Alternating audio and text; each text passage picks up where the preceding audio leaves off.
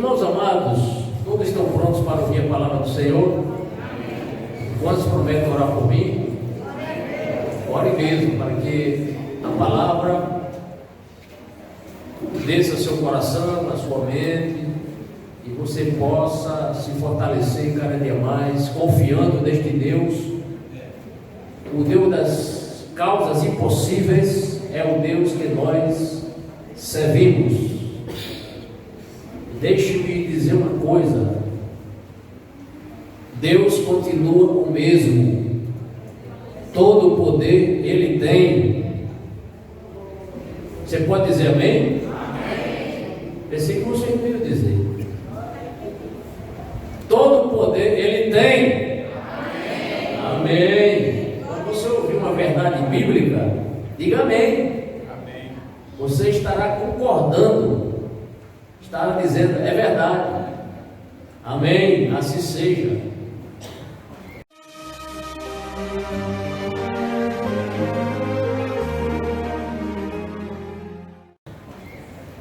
Domingo passado, enquanto nossa irmã, a preletora, estava pregando no culto dirigido pelo Defade, o meu espírito repousou nesse texto aqui. Ela estava ministrando em outro texto, e eu abri a palavra do Senhor, como é meu costume, abri a palavra do Senhor, e me deparei com esse texto, de 1 Reis, capítulo 13. Inclusive eu pensava eu que daria tempo de ministrar todos os versículos hoje, nesta mensagem, ou nesse estudo expositivo. Mas a palavra de Deus, irmãos, ela é tão profunda, a palavra de Deus tem tantos ensinamentos para nós, que se nós observarmos com calma, meditando, a gente descobre tantas coisas preciosas para a nossa vida espiritual, e você fica assim, meu Deus, como é tremenda a palavra do Senhor, como o Senhor fala com tanta profundidade, não estou dizendo dificuldade, com profundidade, as nossas almas. Então, eu aprendo que quando a comida é boa, a gente deve mastigar devagar, né? Não é verdade? Como diz o meu genro Abraão, tem que comer sentindo o sabor daquilo que você está se alimentando. Eu confesso aos irmãos, a irmã Jane me conhece muito bem, ela às vezes diz assim, amor, coma mais devagar. A comida, né? O alimento, o almoço, a comida. Mas a gente aprende isso lá no exército a comer rápido. E a gente... Eu não me acostumo a comer devagar. Se bem que meu filho também é militar e come muito devagar. Mas eu me apresso. E isso não é bom. Não é bom comer rápido, não. É bom comer devagar. A mesma coisa, irmã Letícia, é a palavra de Deus. A gente tem que comer devagarinho, mastigando a palavra. Porque senão a gente lê rápido demais e não absorve nada. Ou pouca coisa. Mas quando a gente medita na palavra de Deus, é uma bênção. E Deus tem muita coisa para nos mostrar na sua palavra. Irmãos, esse estudo aqui, ele vai tratar de duas pessoas. Aliás, tem uma terceira pessoa, mas essa pessoa é tão desprezível. Vocês vão entender por que eu estou usando esse adjetivo desprezível depois, quando nós começarmos. Mas o fato é que esse texto vai tratar aqui de duas pessoas. Uma pessoa que claramente o texto mostra que era um homem de Deus, e uma pessoa que não era um homem de Deus, mas era profeta. Tem um tema aqui para esse estudo que é cuidado com a mentira que parece verdade. Quem entendeu, repita, por favor, 1, 2, 3. Vocês são muito inteligentes, né? Aprenderam, primeira vez já entenderam, né? Já guardaram. Pode dizer mais uma vez? Cuidado com a mentira que parece verdade. Cuidado com a mentira que parece Verdade. Como isso hoje, em nossos dias, está tão assim patente. Cuidado com mentira que parece verdade. Irmãos, Deus olhou para Israel e viu que a nação de Israel estava mergulhada na idolatria, principalmente devido à negligência de um rei em não guardar as normas, as leis, os mandamentos do Senhor nosso Deus. E Deus, olhando para Israel, viu que este rei, o primeiro rei, quando eu falo primeiro rei, com referência à monarquia já fragmentada. Os irmãos sabem que durante o reinado de Saul, foi o primeiro rei, depois veio Davi, depois veio Salomão, a nação estava unificada, era um só reino, não havia distinção, reino de Judá e reino de Israel, era uma nação só. Porém, com a morte de Salomão, seu filho Roboão, cometeu muitas falhas, e uma delas foi procurar não obedecer aos conselhos dos anciãos, preferindo ouvir os conselhos dos mais jovens, e aí ele se deu muito mal. Então Deus permitiu que outro homem assumisse o reino de Israel. Então ficou Reino do Norte, capital Samaria, Reino do Sul, capital Jerusalém. Os reis que estavam comandando a nação de Judá, digamos assim, Judá, juntamente com a nação, ou com a tribo de Benjamim, foram reis descendentes de Davi. Então a dinastia de Davi trouxe reis para reinarem sobre Judá, principalmente a tribo de Judá. E os descendentes de Jeroboão e outras dinastias foram reis que reinaram o reino do norte ou do sul. Reino do norte, capital Samaria. Então, sul Judá, norte Samaria. Nós vamos falar aqui sobre um rei que foi muito ímpio, o primeiro rei que reinou ali em Israel.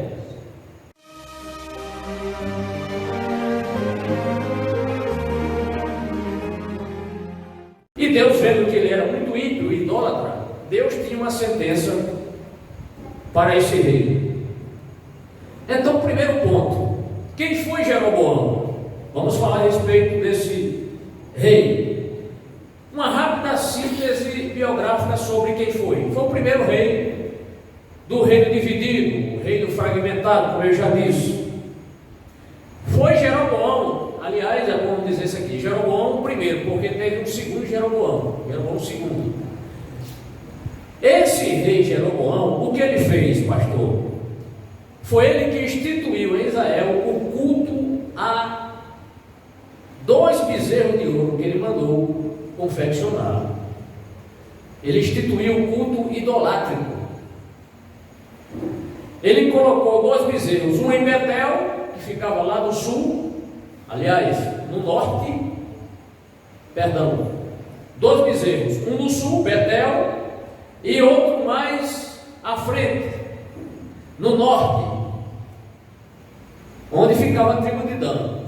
Ele coloca 2 bezerros nas extremidades podemos dizer, dessa nação chamada Israel, tá certo? Lá em cima, tribo de Dan, colocou um bezerro, e aqui já embaixo, já quase na fronteira com Judá, próximos a Jerusalém, colocou outro bezerro. E o propósito, sabe qual era o propósito, irmão? Era que o povo não saísse das suas tribos para subir a Jerusalém para cultuar a Deus no templo. Então veja, a impiedade dele não permitir que as 10 tribos, ou as pessoas dessas 10 tribos, não subissem a Jerusalém. E é importante usar essa designação, subir. Quando a pessoa sai de Jerusalém, a pessoa está descendo, porque Jerusalém ficava no alto. Então, vejam o desígnio maligno dele, para que as pessoas vou repetir, isso é muito importante frisar, não cultuasse a Jeová, o Deus de Israel. No templo de Salomão, ele colocou 2 bezerros, para que o povo não precisa subir, não cultue a esses 2 bezerros, como se aquele bezerro fosse substituir Deus. Mas nada substitui o verdadeiro Deus, irmão. Qual era o temor dele? Era perder apoio. O povo, se subissem, iriam participar das festas israelitas, e ele iria perder apoio. Ele temeu ficar só, e mandou construir esses 2 bezerros. O que ele fez mais, para os irmãos verem como ele era um homem ímpio, ele nomeou sacerdotes para o serviço aos seus deuses, a sua idolatria. Nomeou, deu emprego a pessoas que não tinham a mínima vocação para ser sacerdote, mas também para ser sacerdote de deuses pagãos. Era muito fácil, porque é o culto do engano, é o culto da mentira. Então vejam, irmão, como era ímpio este homem. Além disso, resumindo aqui, eu disse que era apenas uma síntese, ele deixou um legado, ou uma herança horrível em Israel. Qual foi esse legado? O legado de que quando um rei era ímpio, ele foi usado, Jeroboão, como referência. Quando o rei ele desagradava a Deus e era idólatra, aí a palavra de Deus expressa assim: e andou nos caminhos de Jeroboão. Pode observar isso, quando o rei era ímpio, ele andava nos caminhos de Jeroboão. O texto diz: andou nos caminhos de Jeroboão, filho de Nebate. Agora, quando o rei era temente a Deus, ele diz assim: e fez conforme o vosso pai Davi, porque Davi era o ancestral dos reis de Judá. Observaram a diferença? Viram como esse homem Jeroboão era mau? Estou apenas sintetizando o que esse homem fez ali em Israel. Então, instituiu o culto idolátrico nas tribos do norte. Precisei dizer isso para que nós possamos agora adentrar no texto e nós lemos.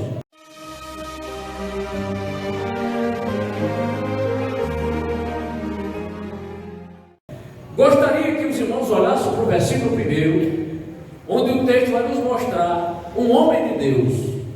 Diz o texto dessa forma: por ordem do Senhor, um homem de Deus foi de Judá a Betel. Então ele está ali em Judá. Lembre-se, tribo de Judá e tribo de Benjamim eram uma só, ligadas. O rei era um rei descendente de Davi. Ele sai da sua terra, ele sai da sua tribo de Judá e agora adentra em território de Israel. Foi de Judá a Betel. Quando Jeroboão estava de pé, quem era Jeroboão? O rei. Jeroboão estava de pé junto ao altar para queimar o que? Incenso. O que é que eu percebo logo nesse versículo, irmãos, e você também percebe? É que Deus, por ele ser soberano, ele dá ordens. Deus não pede por favor, Deus não pede por gentileza. Deus ele determina, Deus ele manda, Deus ele ordena, porque ele é soberano, porque ele é Senhor. Por ordem do Senhor. Notem, irmãos, que não é mencionado o nome desse homem, mas o texto diz: um homem de Deus. O mais importante não é o nosso nome, o mais importante é nós sabermos se você é um homem de Deus ou se é uma mulher de Deus. Isso é muito mais valioso do que o nome ou o cargo que eu e você ocupa. O mais importante, irmão Gibson, é se você é um homem de Deus ou se a irmã é uma mulher de Deus. Isso é o que importa. E o texto, na sequência, diz que ele saiu de sua terra, Judá, para ir a Israel. Foi de Judá a Betel. E além disso, esse homem de Deus, que recebeu uma mensagem de Deus, ele chegou no momento oportuno, no momento bem propício, porque o texto é claro quando diz assim: Jeroboão estava de pé junto ao altar para queimar incenso. Agora reflita no que eu vou dizer para vocês agora, igreja do Senhor, obreiros, irmãos em Cristo e irmãs também. Um homem de Deus, ele não foi chamado para trazer somente uma mensagem que o povo gosta de ouvir. Vou repetir: um homem de Deus não foi chamado para trazer uma mensagem que o povo gostaria de ouvir. Porque tem muita gente, prega uma mensagem que eu gosto de ouvir. Não pregue, pastor, uma mensagem nos chamando a responsabilidade. Não, porque essas mensagens são pesadas demais para nós. Irmãos, a gente deve dizer assim: Senhor, fala, que o teu servo ouve. Fala, Senhor. Se nós gostássemos apenas de ouvir coisas boas, coisas doces, irmãos, a gente não iria se corrigir.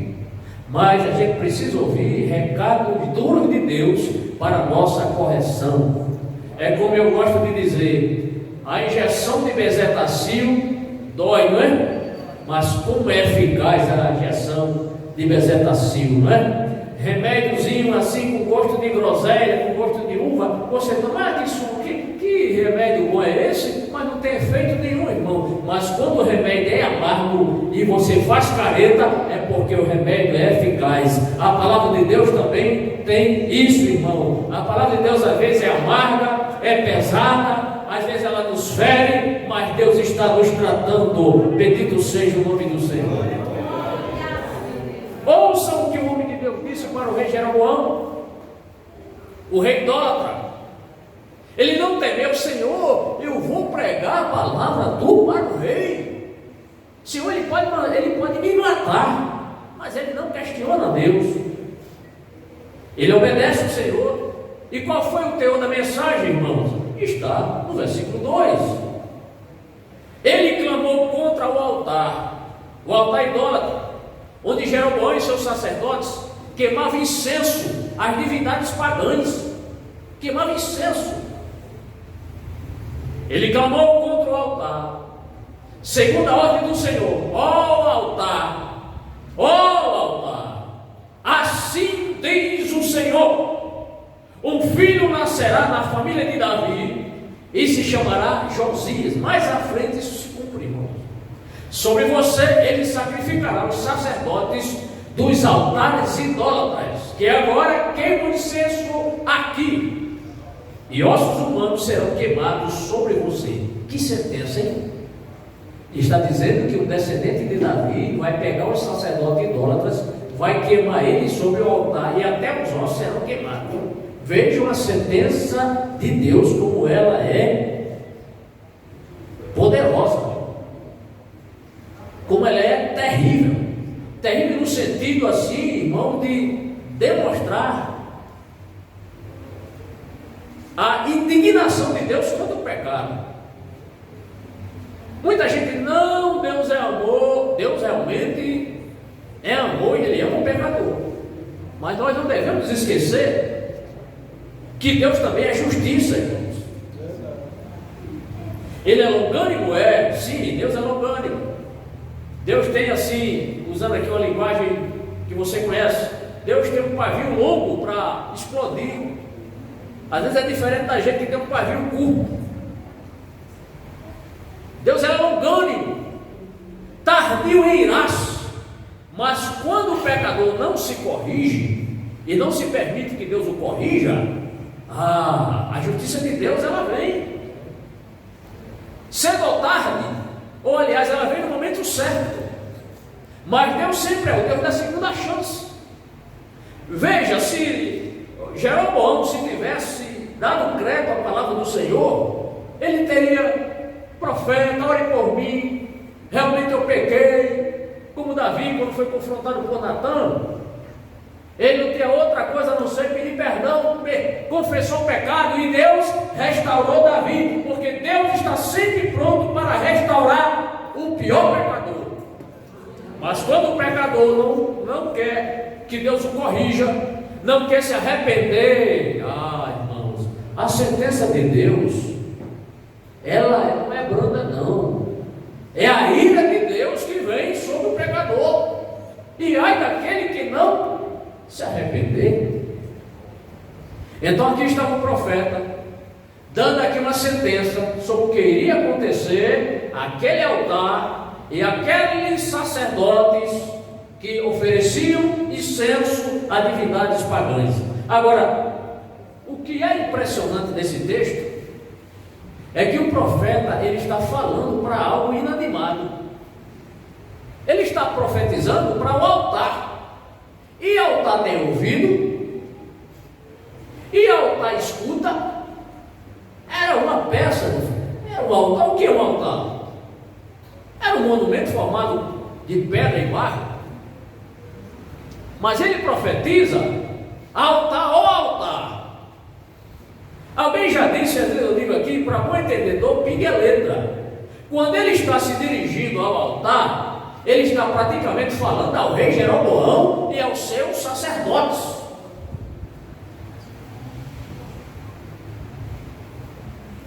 Ele clamou contra o altar, segundo a ordem do Senhor: ó altar, ó altar. Porque o altar em si não é nada. O altar estava ali, era uma pedra. Mas quem era que oferecia incenso?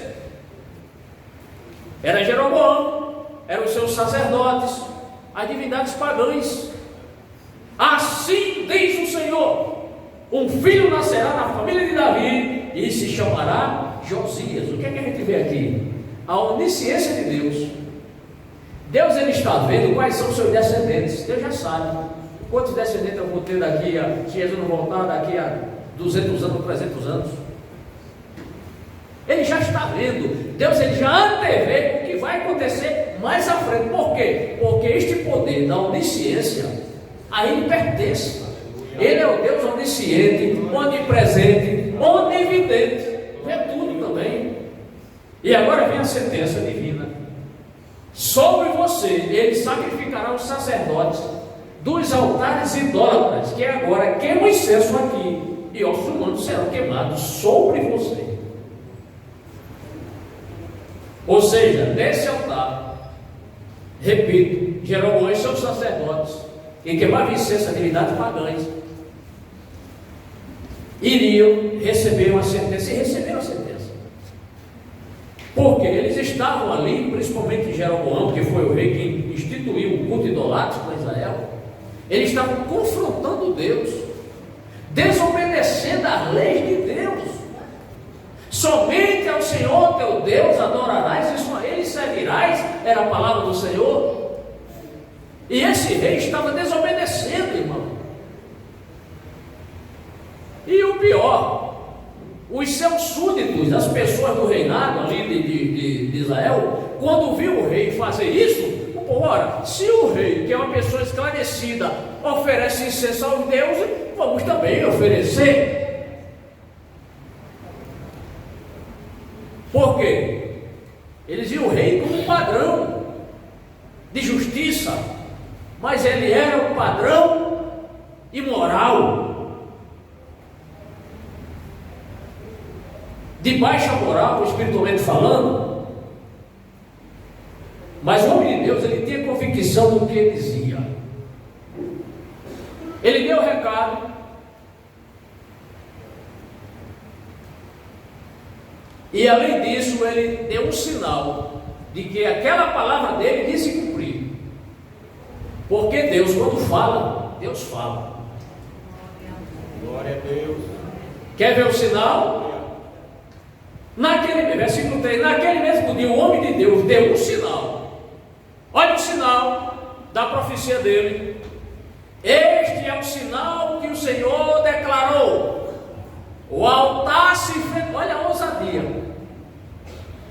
O altar se fenderá e as cinzas que estão sobre ele se derramarão.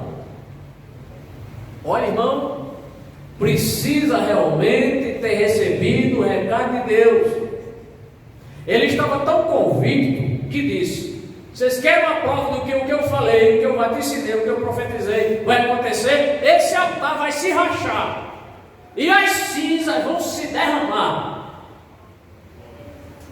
Oh, bendito seja o nome do Senhor. Glória a Deus. O altar seria rachado e as cinzas seriam derramadas. O que é que Deus estava falando aqui? Deus estava dizendo: eu vou humilhar esse altar, eu vou humilhar esses deuses que não são deuses coisa nenhuma, porque se eles fossem poderosos, isso não iria acontecer. Deus estava dizendo assim para o rei Jeroboão: Jeroboão, isso de fato vai acontecer. Este culto que você está fazendo aí é um culto ineficaz, é um culto idolátrico que não tem valor nenhum. Você está perdendo o seu tempo. Você tem que cultuar a mim e não esses deuses. É tanto, Jeroboão, que eu vou demonstrar que eles não são nada, porque esse altar eu vou quebrar ele. Nem as cinzas que você fez o fogo, que é Moisés, ficarão. Deus estava humilhando os deuses. Vocês estão lembrados das 10 pragas do Egito? Cada praga que Deus mandou era uma afronta a um dos deuses dos egípcios. Não foi 10 pragas, Deus, quantas pragas, Moisés? Espera aí, quantas pragas você quer que eu mande, Moisés? 8, 9, 10, não foi assim não. Deus, cada praga ali que Deus enviou era uma afronta humilhando os deuses dos egípcios, porque os egípcios tinham muitos deuses. E Deus, como Ele é soberano, e só existe um Deus verdadeiro, que é Jeová, Yahvé, o Senhor, Adonai, o Todo-Poderoso. Vou mostrar que eu sou Deus e os outros não são nada. O altar vai se rachar.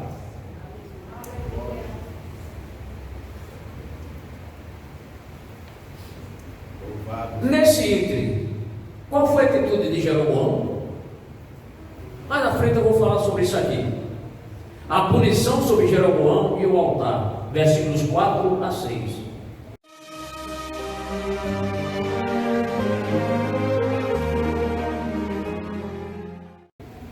Deixe-me dizer uma coisa aqui. Estamos falando a respeito de cumprimento da palavra do Senhor, de profecia que se cumpre. Mas nem sempre pessoas que se dizem cristãs se submetem à palavra do Senhor. Jeroboão era um ímpio, nunca se arrependeu dos pecados idolátricos dele. Nem sempre pessoas ditas cristãs se submetem à palavra do Senhor.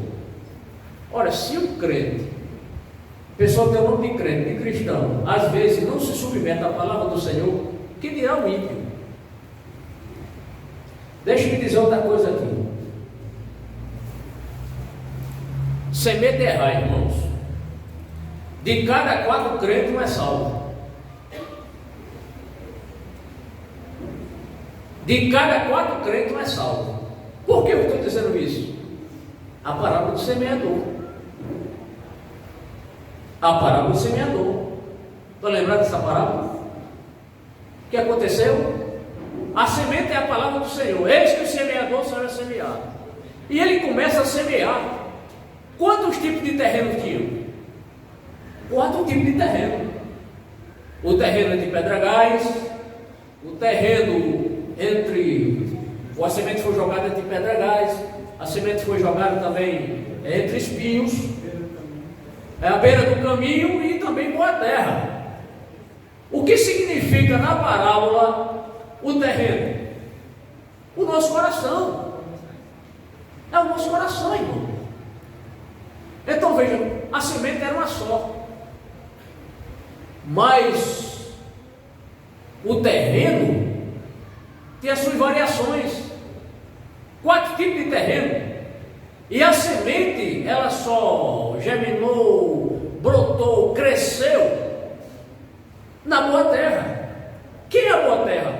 É o crente que obedece, é o crente que está em comunhão, é o crente que está se santificando, é o crente que está evitando o pecado. Não é verdade? Então, 3/4 se perdeu. 3/4 da semente não germinou. Chegou até algumas a brotar, a crescer, mas não perdurou, não durou. E lembre-se aí que Jesus disse: muitos são chamados e poucos escolhidos. Então a gente tem que viver uma vida de santidade. E viver uma vida de santidade não significa, irmãos, uma vida de perfeição. Tem muita gente que confunde isso. Santidade é perfeição. E montagem, mas não é. Perfeição só existe em Deus. Perfeição só em Cristo. Perfeição do Espírito Santo em nós. Não é perfeição. Nós somos falíveis.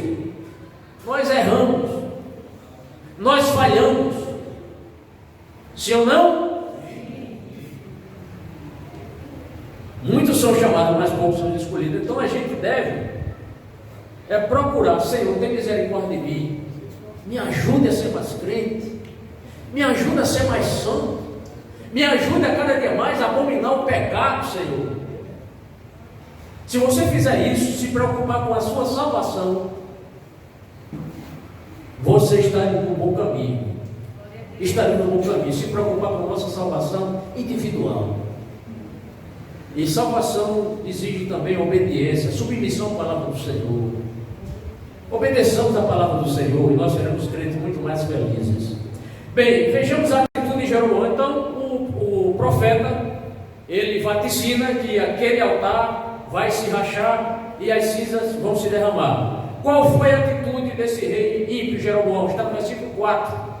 Quando o rei Jeroboão ouviu o que o homem de Deus proclamava contra o altar de Betel, apontou para ele, estirou o dedão lá, o braço, apontou para ele e ordenou: prendam ele. Mas o braço que ele tinha estendido ficou paralisado e não voltava ao normal. Ora, prender o mensageiro de Deus, irmão, prender aquele que Deus mandou, e o braço dele ficou lá, ó. Ficou lá duro. Ele queria fazer isso e não fazia, né? Não podia mais. E agora? O bração estendido. O nosso Deus é um Deus que cura paralisia, mas é um Deus também que quando Ele quer, Ele bota na paralisia, Ele traz paralisia. Jeroboão ouviu perfeitamente o recado do Senhor. O texto diz: ouviu que o homem de Deus proclamava contra o altar de Betel. Ele era um bom ouvinte. Ele ouviu a sentença. E ao invés dele se submeter, ele prenda ele, como se dissesse: prendam esse enganador, esse mentiroso, como se isso não fosse acontecer.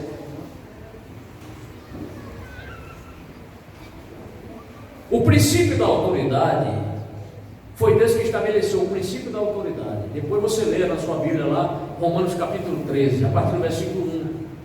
Deus deu autoridade ao rei, deu para ele governar, para ele ser um rei, reinar, ajudar seu povo, procurar ser justo. Mas há pessoas que abusam da autoridade que Deus deu. E quando alguém abusa da autoridade que Deus deu, aí começa a oprimir o povo, começa a massacrar o povo, e o povo começa a gemer. São pessoas que cometem abuso de autoridade. É o que nós estamos vendo aí no Supremo Tribunal Federal: excessos de abuso de autoridade. Além disso, Jeroboão era uma pessoa arrogante, afoita e idólatra. Foi o que eu disse? Arrogante, afoita e idólatra. Por quê? Apontou para ele e ordenou: prendam-no. E quando ele dá essa ordem para que o homem de Deus seja preso, aí vem a punição de Deus, porque ele desprezou a palavra do Senhor. Mas o braço que ele tinha estendido ficou paralisado e não voltava ao normal. E aqui eu escrevi: o braço apontado foi o braço paralisado. Pode repetir? O braço apontado foi o braço paralisado. Quando eu estava lendo esse texto aqui, eu nunca vi algum louvor, alguma canção, algum hino falando sobre esse fato aqui. Vocês já ouviram? Algum louvor contando, narrando isso? Nunca ouvi alguém falar sobre o braço de Jeroboão. Já vi falar sobre os cabelos de Sansão, né? Sansão lutando lá com os homens, mil filisteiros. Sansão matou um leão, a mão desarmada, né? Mas a gente não vê aqui alguém compor um louvor. Por favor, ouça e repita o que eu vou dizer aqui, tá bom? Eu escrevi isso aqui quando estava me preparando. Eu gostaria, vou ler aqui na íntegra para que você repita e guarde isso na sua mente. Ouça e repita. Diga assim: quando Deus quer, Ele cura a paralisia de muito tempo. E quando quer, Ele traz a paralisia no instante. Não é interessante isso? Quando Deus quer, Ele cura o paralítico de há muito tempo de paralisia. Mas quando Ele quer, no instante, Ele também faz com que uma pessoa boa fique paralítica. Para saber que Deus é quem governa. Para saber que Deus é quem tem poder. Para saber que Deus, com Ele não existe enganação nem enrolação. Quando Ele fala, se cumpre a palavra do Senhor. Dá para dar glória a Deus aí? Aí, amados, ato contínuo, vem o cumprimento. Na hora que Deus paralisa o braço dele, para Deus mostrar que é Ele que Ele fala e se cumpre. Veja a palavra pronunciada pelo nome de Deus, o cumprimento, versículo 5. Além disso, além do braço do rei ter ficado durão lá, ó, sem dobrar, sem recolher o bração, o braço dele lá, onde ele ia agora? E agora? Tá lá. Além disso, o altar se fendeu e as suas cinzas se derramaram, conforme o sinal dado pelo homem de Deus por ordem do Senhor. Na hora que o braço dele ficou duro, o altar rachou-se, irmão, se fendeu e as cinzas caíram. Deus estava humilhando os deuses que não são deuses. Deus estava humilhando os deuses pagãos que não têm poder, não se movimentam, não falam.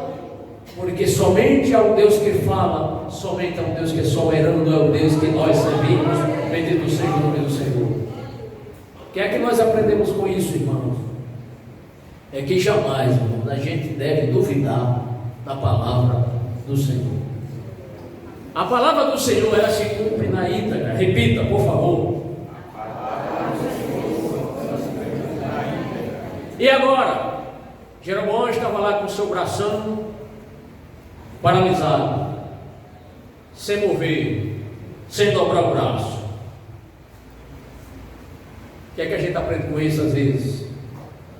É que somente em momentos de dores, em momentos de sofrimentos, em momentos de angústias, é que muita gente se lembra de Deus. Só na hora da dificuldade, quando está na bênção, não se lembra.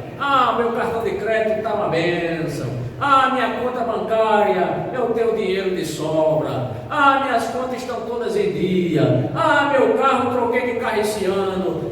Minha casa é uma bênção. Meus filhos todos desempregados. Olha, não está faltando nada aqui. Aí de repente, vai fazer um exame, o médico diz, é câncer.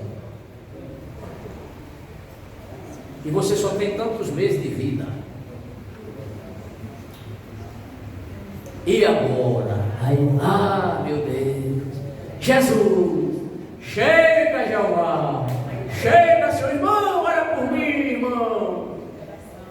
Às vezes as pessoas só se lembram do Senhor no momento da dor e do desespero. Foi isso de Jeroboão. Quando viu que o braço dele estava lá, paradão, aí ele foi pedir oração. Recorreu a Deus, clamando por misericórdia. O versículo 6 diz: então o rei disse ao homem de Deus: interceda junto ao Senhor, o seu Deus, e ore por mim, para que meu braço se recupere. Ore aí, homem de Deus. Eu agora vi que você é um homem de Deus. Ore por mim, para que meu braço se recupere. Se fosse eu e você, talvez dissesse, agora é. Espera uma semana aí que seu bração. Uma semana para você saber que Jeová é Jeová. Né? Às vezes a gente quer se vingar, né? Às vezes a gente quer, é assim, agora você vai ver, viu? Fica com o braçãozinho aí, uma semana ou um mês, aí para você saber que Deus é Deus. Mas ele era o homem de Deus, irmão. E o homem de Deus, quando este rei ímpio, idólatra, pediu oração, você acha que ele demorou? O homem de Deus intercedeu junto ao Senhor, e o braço do rei recuperou-se e voltou ao normal. Era mais uma prova que ele era homem de Deus, porque disse a palavra, se cumpriu, o bração do rei ficou duro. E agora ore por mim. Ele ora e Deus cura o rei. Agora estava lá pedindo oração. Interceda junto ao Senhor, seu Deus, e ore por mim para que meu braço se recupere. Porque tem pessoas que só aprendem a obedecer quando estão na prova. Só aprendem a obedecer. Às vezes a pessoa diz, pastor, ou irmã, eu estou numa prova. Olhe, só Deus sabe. É porque Deus permitiu você passar na prova. Às vezes é um pecado não confessado. Às vezes Deus permite uma prova que é para você ter mais confiança no Senhor, ter mais experiência com Ele, saber que o socorro do homem às vezes falha, mas o de Deus é um socorro presente na hora da angústia. Aí que Deus permite isso, irmão, não sei porquê, eu só vivo na prova, é porque você não aprendeu ainda a ter experiência com Deus. É porque ainda você ainda não amadureceu o suficiente para crer no Deus que você serve. Aí Deus permite para você ir aprendendo com Ele, irmão, as dificuldades que a gente tem que passar para aprender. Jeroboão precisou passar por isso agora. Infelizmente, ele foi curado, viu o grande sinal que Deus mandou, o altar se rachou, cinzas se derramaram, o braço paralisado, o braço recuperado, e mesmo assim, irmão, ainda não confessou, não se arrependeu. Tem gente que é assim. Deus abençoa, Deus cura, e a pessoa continua com o coração fechado para Deus. Não quer dar o braço a você, não quer se humilhar, irmão. Irmão, a pessoa soberba, Deus humilha. E ao que se humilha, Deus engrandece, Deus abençoa, Deus traz bênçãos. Aquele seria um bom momento para o homem de Deus negar-se a orar pelo rei, mas ele orou porque era homem de Deus. Vamos correr, faltam 15 minutos. Feito isso, então, o rei, com seu braço recuperado, o rei satisfeito agora, né, pela sua cura. Aí vem agora o quarto tópico dessa mensagem, o convite de Jeroboão.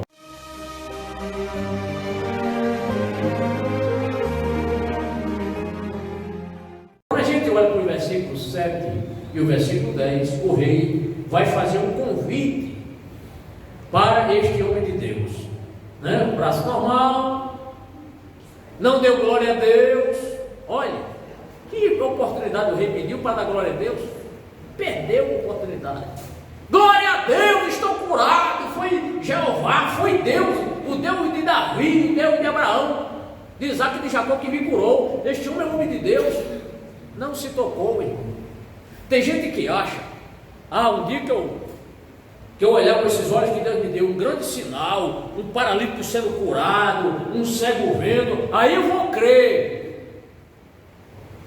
Cuidado, porque você pode ficar pior do que o que é. Às vezes, grandes sinais não levam o povo a se converter. Às vezes sim, às vezes não.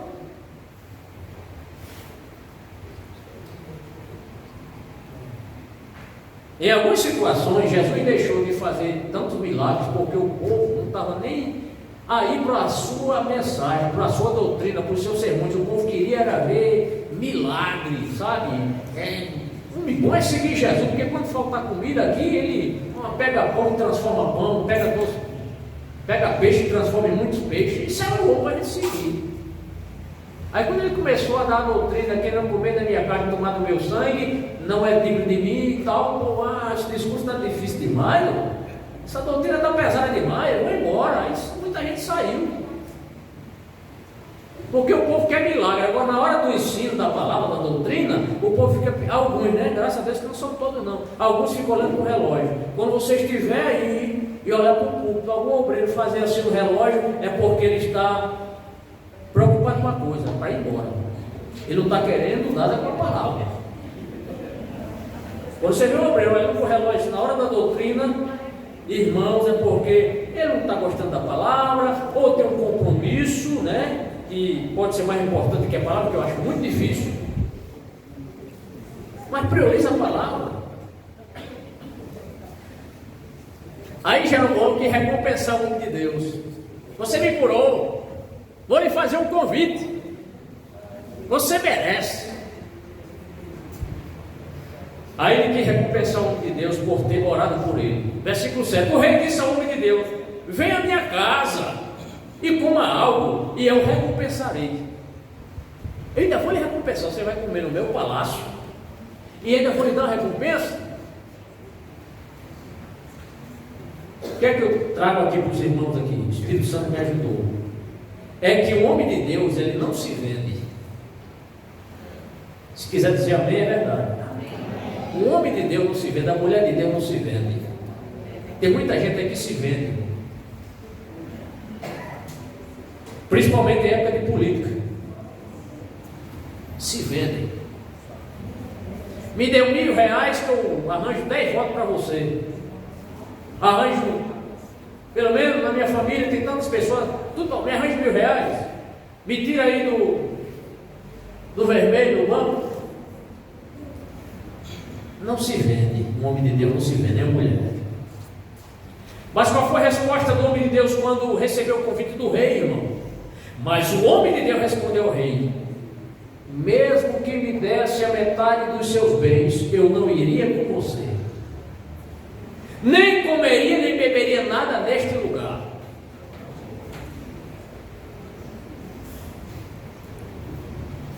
Isso aqui não era questão de falta de educação não, irmão. Mas foi mal educado, um rei fez um convite. Mas quem era o rei? Idólatra.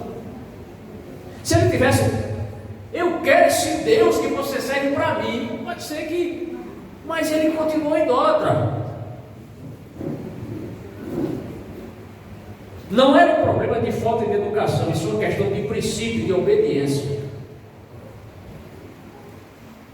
Aí agora o homem de Deus vai fazer uma declaração que nós não sabíamos, o que Deus tinha ainda falado com ele. Só agora foi que o texto revelou, porque sempre Deus tem algo a mais para revelar.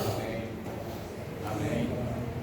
Ele deu apenas o recado, mas tinha algo que Deus tinha falado com ele, e no início do texto a gente não tinha conhecimento, nós não sabíamos.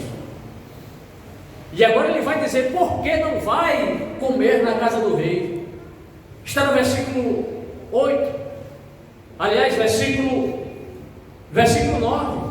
Aí ele diz: pois recebi estas ordens pela palavra do Senhor: não coma pão, nem beba água, nem volte pelo mesmo caminho por onde veio. A palavra do Senhor tem dito a Deus, diz: olha, você não vai nem se alimentar, nem tomar água, você vai tomar lá em Betel. Não queira não. Você está proibido de comer em Betel e tomar água. Mas nem um golinho, Senhor, nada. E outra coisa, não volte pelo mesmo caminho não, vai pegar outro caminho. Nem volte pelo mesmo caminho por onde veio. Eu pergunto a vocês: quem tinha lhe proibido de se alimentar em Betel? Quem proibiu? Deus, irmão. Quem tinha lhe determinado a não voltar pela mesma estrada? Quem foi? Deus. Aí vem o versículo 10, que demonstra a total submissão deste homem a Deus. Como é obedecer? Às vezes a gente quer bênção de Deus, mas a gente não quer obedecer integralmente. A gente quer as bênçãos do Senhor. As pessoas às vezes: vai ter uma campanha, irmão, é para Deus abençoar. Amém, é bom Deus abençoar.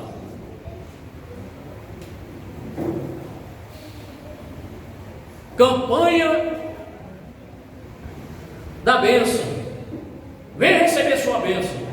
As pessoas vão para lá receber bênção. E essas bênçãos aqui são bênçãos materiais. Mas mais importante que as bênçãos materiais são as correções que Deus quer fazer na nossa vida. As bênçãos espirituais são muito mais importantes do que as bênçãos materiais. As bênçãos materiais elas vão ficar aqui, num certo dia elas vão se acabar, o carro vai ficar velho, vai enferrujar. Tudo que você tiver vai ficar aqui. Então chega o verso 10, demonstrando a obediência em nome de Deus. Por isso, quando ele voltou, não foi pelo caminho pelo qual tem a vida em Betel, ele voltou por outro caminho. A obediência, ela precede a bênção. Diga isso. A obediência precede a bênção. Ou seja, primeiro a gente obedece para Deus, se Deus quiser abençoar. Agora tem gente que quer primeiro a bênção de Deus para depois obedecer. Aí é aquela questão de colocar a carroça na frente dos bois. Não é assim. A gente obedece. E se Deus quiser, Ele pode nos abençoar. Agora a gente não pode exigir. Como alguém diz, bote Deus, irmão, no canto da parede aí, exija dele, irmão. É determinismo, irmão. Exija. E quem somos nós para exigir? E desde quando o servo exige nada de patrão, irmão? E desde quando o servo quer mandar em patrão? As coisas estão invertidas, né? E os crentes não leem a palavra, não aprendem isso e ficam, mesmo aquele irmão RR diz que é para a gente impressar Deus mesmo na parede e exigir. Eu exijo, irmão, eu exijo Deus, eu sou fiel. Que isso, rapaz? Vai ler a Bíblia. Quando é que... Olha, quem somos nós para exigir alguma coisa de Deus? Quem falou nada aí? Nadinha. Irmão. Agora Deus, olha, quer receber uma coisa de Deus, agrada a Deus, irmão. Vamos agradar a Deus. Olha, e quando o filho, irmão, qual é o pai ou mãe que o filho chega, aí o pai está lá, a mãe chega, dá um abraço no pai, abraço na mãe, dá um cheiro. O filho, né? Esse menino está querendo alguma coisa, está me agradando demais. Você não é assim. Hoje você está diferente, está agradando demais. É porque ele quer alguma coisa. Agrade a Deus. E Ele, certamente, irmão, por ser um Pai amoroso, vai nos abençoar, nos ajudar. Agora Ele só faz no tempo dele. O problema é que a gente é muito imediatista, quer as bênçãos para ontem. E às vezes a gente quebra a cara, né? Oh, Senhor, orei tanto, mas por que Deus está demorando? É porque Deus só age no tempo dele, irmão. Então aquele homem de Deus, ele volta por outro caminho. E o último ponto hoje, o convite do outro profeta.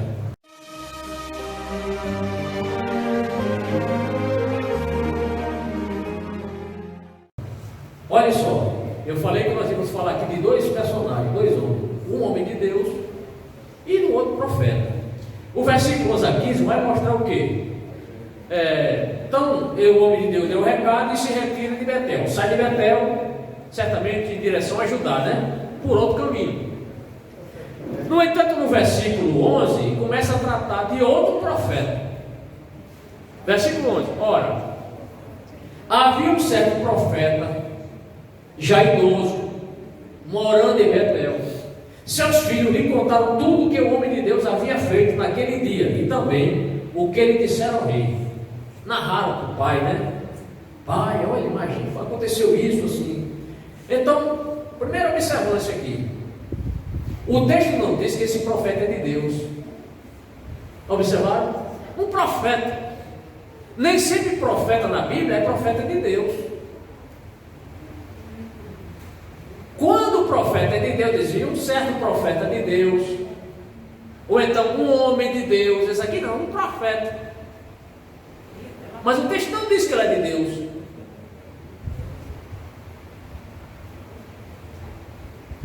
O texto limita-se apenas a mencionar: ora, havia um certo profeta, já idoso, morando em Betel. também era um profeta anônimo. O primeiro também era anônimo. O texto não diz o nome desse homem de Deus. E esse texto também mostra um homem, um profeta anônimo. E aí ele toma conhecimento de tudo o que aconteceu entre a conversa de Jeroboão e a conversa desse homem de Deus. Porque o texto é claro: seus filhos lhe contaram tudo o que o homem de Deus havia feito naquele dia e também o que ele dissera ao rei. Ele ficou sabendo dos fatos. O que vai acontecer? No versículo 12: quando ele escuta os filhos dele relatarem esse fato, o altar se rachou, o braço do rei ficou paralisado, ele corou e o braço voltou ao normal, ele ficou interessado em conhecer esse homem de Deus. Eu quero conhecer esse homem. Demonstrou interesse. O pai lhe perguntou por qual caminho ele foi, e os seus filhos lhe mostraram por onde tinha ido o homem de Deus que viera de Judá. Está no versículo 12. Então, lendo esse texto e meditando, eu trago para os irmãos um princípio aqui. Guarde esse princípio, escute bem, com seus dois ouvidos que Deus lhe deu. Nem todas as pessoas que se aproximam de você querem o seu bem. Vou repetir. Aquele homem demonstrou interesse. Quero conhecer ele. O princípio: nem todas as pessoas que se aproximam de vocês, de vocês, querem o seu bem. Nem todas as pessoas. Às vezes bate, esse é aquele irmão, bate no peito, bate nas costas, aquela tapinha nas costas, assim. Ele até me elogia, mas às vezes é tudo falsidade, hipocrisia puríssima, falsidade. Paulo viveu isso entre os irmãos. Uma das coisas que entristecia Paulo era o perigo de estar entre falsos irmãos, falsos obreiros, falsos líderes, falsos pastores. Acontece isso, irmão. Falsidade só não existe no céu. Rebelião só não existe no céu. Aliás, existiu, mas Deus expulsou o rebelde, né? Lúcifer. As pessoas às vezes vêm sorrindo para você, lhe abraçam, lhe elogiam, mas em seus corações odeiam você. Pode ter certeza. Eu vou dizer uma coisa aqui aos irmãos: não se escandalize não. Hoje eu vejo às vezes um colega meu do quartel, passei 30 anos também lá, né? Às vezes a gente se cruza com um colega, aquela alegria: rapaz, está lembrado disso, daquilo e tal. Se tiver uma turma de colegas que se dirigem com você, aquela conversa franca, sem falsidade e tal. E às vezes a gente se encontra com irmãos, pastores, irmãos, obreiros, líderes, que não tem essa liberdade assim, sabe? É uma coisa tão, meu Deus, esse povo é crente mesmo. Porque olha, irmão, os muçulmanos às vezes, os que seguem aí a Maomé, quando eles um está diante do outro, é abraço, é tanta alegria. E às vezes os crentes não sei o que está acontecendo com os irmãos, que às vezes, meu Deus, falta essa sinceridade assim, esse momento mais alegre. A palavra de Deus diz alegrar, como que se alegram.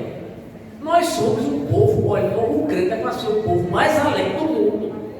Amém, irmão? Amém. Não é negócio de cara fechada. Não é para crente não, irmão. Tá certo que às vezes a cara não ajuda, como a minha. Agora sim estão rindo, né? Agora estão vendo. Né, irmão? Mas, irmãos, a gente precisa quebrar o gelo e sorrir para os irmãos, um sorriso franco, tá certo? Eu disse uma vez e vou repetir: olha, só um crente salvo gosta de outro crente salvo. Concordam? Só um crente salvo, irmão, da gente gosta de outro crente salvo. Se não for salvo, não gosta. Eu não gosto daquele pastor, ele é muito sério. Eu disse: não gosto daquele pastor, ele é muito brincalhão. Não gosto daquela irmã porque ela ri demais. Não gosto dela porque ela é cara fechada demais. Você gosta de quem? Está entendendo, irmão? Olha, agradar a gente não é fácil não, viu? Não é fácil. Somente o crente salvo gosta de outro salvo. Mas vamos voltar ao texto, versículo 13. Então disse aos filhos: segue o jumento para mim. Ele determina seu filho: segue o jumento para mim. Ele estava tão assim, apressado para conhecer o homem de Deus, que ele mandou: olha, prepare o jumento. E depois de selar o jumento, ele montou. O que vemos nesse versículo 13? Observou uma coisa importante no versículo 13 aqui? O pai mandou os filhos selar o jumento. Eles não contestaram, eles não reclamaram, não dissuadiram o pai, não foram bater boca com o pai, obedeceram. Você sabia que tem filho de crente que não quer mais obedecer? Os pais. Obedeça, irmão. Selaram o jumento para ele. Mas há filhos que não querem mais obedecer aos seus pais. O que é que recomenda Efésios 6,12? Filhos, obedeçam aos vossos pais, como no Senhor. Ou no Senhor. Filhos, obedeçam a seus pais. Filho de crente. Paulo não está falando para incrédulo aqui não. Está dizendo: filhos, obedeçam a seus pais no Senhor, pois isso é justo. Quem é filho aqui? Quem é filho? Temos que já, os pais já dormem, né? Muito bem. Olha, tem filho que se casa e ainda continua obedecendo os pais. Obedece. Sim, senhor, papai. A bênção papai, a bênção mamãe. Obedece. Não faça assim, faça assim. Mas tem filho, não, que não tem filho. Tem filho respondão. Filho, lava essa louça. Eu vou lá lavar essa louça réia. Não tem nem velho, é réia. Às vezes diz: não quer obedecer. E aí? Se não obedece aos pais que vê, que dirá a Deus que não vê? Como é que fica? Precisa nascer de novo. Obedeça, filhos, obedeçam aos seus pais no Senhor. Por isso é justo. Mas, irmão, estou quase terminando. No máximo 9h15, tá bom? Eu tenho algo aqui muito importante para falar ainda. Vamos voltar ao texto. Falta só 2 versículos. Voltemos ao texto onde nós veremos o que o velho profeta sai para procurar o homem de Deus, né? Quando ele sai. Versículo 14. E cavalgou à procura do homem de Deus, até que o encontrou sentado embaixo da grande árvore. E lhe perguntou: você é o homem de Deus que veio de Judá? Sou, respondeu. É você o homem de Deus que veio de Judá? Sou, respondeu. Mas a pergunta que faço agora é: temos entre nós algum homem de Deus? E tem também alguma mulher de Deus aqui? Silêncio total. Glória a Deus. Ainda bem que tem gente aí, né? O que é um homem de Deus? O que é uma mulher de Deus? Em primeiro lugar, não é alguém perfeito. Já adiantei, estou repetindo. Tem homem de Deus aí? Homem fraco. Tem homem de Deus aqui? Não estou sentindo firmeza não. Tem homem de Deus aqui? Ah, sim. Tem mulher de Deus aqui? Ah, sim. Não deixa eu pregar só não. Primeiro lugar, não é alguém perfeito. Em segundo lugar, deve ser alguém que tem procurado obedecer e servir a Deus em toda e qualquer circunstância. O homem de Deus não é perfeito, a mulher de Deus não é perfeita, mas tem uma coisa: é alguém que procura obedecer e servir a Deus em qualquer circunstância. É um de Deus. Está na prova, mas eu sou um de Deus. Está passando luta, mas eu sou mulher de Deus. Está difícil a situação, mas eu não nego Jesus. Eu sou o homem de Deus. Está passando uma luta tremenda, mas a minha esperança está no Senhor. é homem de Deus, a mulher de Deus. E já que a gente está falando em obedecer a Deus, nós estamos passando por um período de eleições. Daqui a 3 dias teremos eleições. Então chegou o momento de você demonstrar se é ou não uma pessoa de Deus. Quer ver? Então preste muita atenção se você é um homem ou mulher de Deus. Eu quero ver agora. Um homem de Deus ou uma mulher de Deus não vota em candidato que defenda a legalização do aborto. Se não disser amém? Amém. Ah, sim. É homem de Deus? Não vou votar em candidato que defenda aborto. Porque você é um homem de Deus, uma mulher de Deus. Não votar em candidato que é a favor da legalização das drogas. Amém. Isso, irmão. Não votar em candidato que é a favor da ideologia de gênero. Amém. Isso. Muito bem. Homem é homem, mulher é mulher. O par não são 2 homens nem 2 mulheres. O par é um macho e uma fêmea. Deus fez o homem para a mulher e vice-versa. Sim ou não? Glória a Deus. Não votar em candidatos que é a favor da união homoafetiva. Amém. Não votar em candidatos que é aliado de ditadores que perseguem cristãos. Amém. Tem gente aí perseguindo cristão. É meu amigo. Mas a gente não pode entrar na política da outra nação. Isso é falsidade.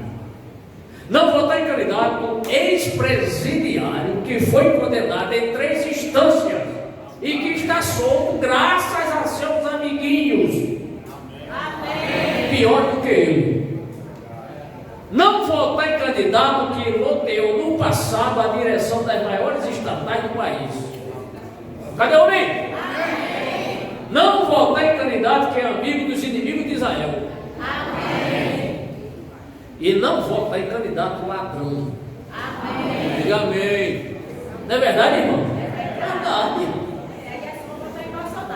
Ou é Barrabás ou é Jesus. O povo preferiu quem? Barrabás. O povo do mundão.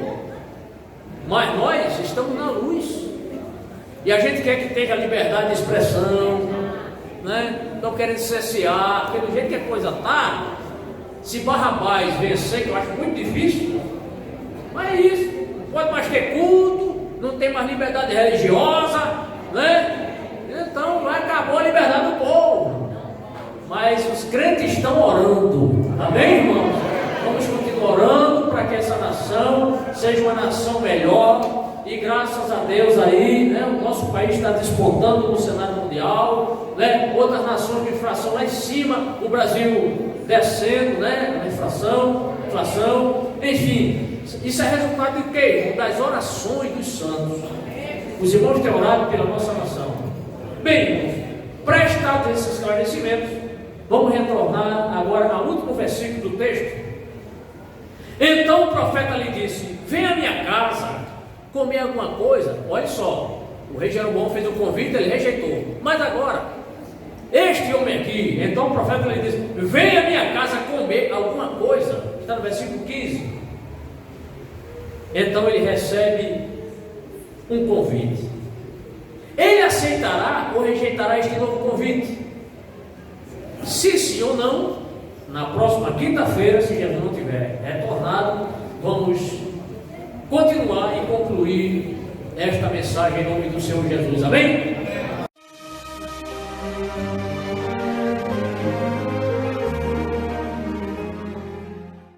Glória a Deus. Então, essa foi a primeira parte do estudo. Próxima semana, se o Senhor nos permitir, aqui estaremos concluindo e aplicando essa mensagem em nome do Senhor Jesus. Você pode ficar em pé? Vamos orar agora pela nossa nação mais uma vez, agradecendo a Deus o cuidado com a nossa nação. Cada irmão aqui, ore antes de votar, ore mesmo, não desperdice voto, votando em gente que defende ideologias contrárias à palavra do Senhor. Se você é homem de Deus e mulher de Deus, como diz o pastor Luciano, eu não entendo como é que um crente que se diz salvo volta contra a palavra de Deus. É a favor de aborto? É a favor de casamento de pessoas do mesmo sexo? É a favor de ideologia de gênero? É a favor de liberação de droga? Que crente é esse? É porque não nasceu de novo, pastor Luciano. Não nasceu de novo, irmão. É a pessoa que aceitou Jesus pela emoção. Entrou aqui, achou bonito o hino, aceitou Jesus. E não teve ainda a conversão interior, irmão. Eu vou perder meu tempo votando em candidato que é inimigo da igreja, que disse que vai colocar os pastores no lugar deles. O que significa isso? O lugar dos pastores é na igreja. Para que dizer? Fechar rádios evangélicas, rádios católicas, enfim, cercear a liberdade do povo, trocar essa bandeira aqui, ó, verde, amarela e azul, para uma bandeira vermelha. Olha aqui, que bandeira é essa? Promessa de Deus, quem abençoar essa nação, tem bênção para ele também. Abençoareis quem te abençoarem, e amaldiçoareis quem te amaldiçoarem. Veja aí, os países socialistas, comunistas, tudo se afundando. O povo não é feliz, o povo não tem liberdade, irmão. É o povo mais infeliz, o socialismo, o comunismo não deu certo em nenhuma nação. Não deu certo em nenhuma. Olha o que está acontecendo lá na Venezuela. Nem cachorro tem mais para o povo comer, nem gato. Feliz que achar uma perna do gato, um cachorro ainda, para comer uma coisa. Feliz, porque não tem não. Está escassez, irmão. Né? E os cachorros do Brasil tudo andando aí, né? Os cachorros tudo passeando, restaurando, querendo comidinha, não é, irmão? Então agradeça a Deus, Senhor, obrigado, porque sou brasileiro. Obrigado, Senhor. Vamos orar, irmão, por nossa nação. Apresente a nossa nação ao Senhor. Apresente o nosso presidente ao Senhor. Guarde ele, Senhor. Ele sabia que ia ser difícil a situação. Inimigos vorazes querendo destruí-lo, tentaram matá-lo, tirar sua vida. Sempre assim. Por que mataram Jesus?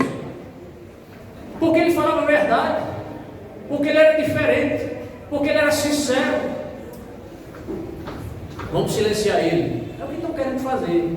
Mas maior que está conosco, aleluia, do que aquele que está no mundo. Amém? Glória a Deus. Irmão Aguinaldo, o senhor ora aí, em nome de Jesus.